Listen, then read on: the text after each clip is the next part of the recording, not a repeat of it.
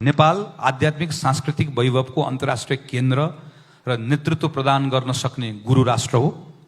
हजारौं वर्षदेखि हिमालयको काखमा बसेको नेपालले सनातन वैदिक संस्कृति र सभ्यताको संरक्षण र पोषण गर्दै आएको छ, जुन संस्कृतिले बहुसंख्यक हिन्दूहरूको आध्यात्मिक ऊर्जालाई मात्र होइन, परिवार र समाजको सम्बन्ध र दैनिकलाई पनि मार्गदर्शन गर्ने गरेको छ। नेपाल बुद्धको जन्मभूमि हो। यो सत्य नै हाम्रो राष्ट्रिय गौरव र पहिचान स्थापित गर्ने सुदृढ आधार हो। संसारभरिका लाखौं बौद्ध मार्गीहरू, शान्तिदूत गौतम बुद्ध, पवित्र लुम्बिनी तथा सानो एवं सुन्दर नेपालको आकर्षणमा प्रार्थनारत छन् र प्रेरणा पाउँछन्। नेपाल हजारौं वर्षदेखि किरात धर्म र प्रकृत धर्म मान्नेहरूको ऐतिहासिक कर्मभूमि हो, जसले प्रकृति र भूमिको पूजा अर्चना मात्र होइन, प्राकृतिक सम्पदाको संरक्षण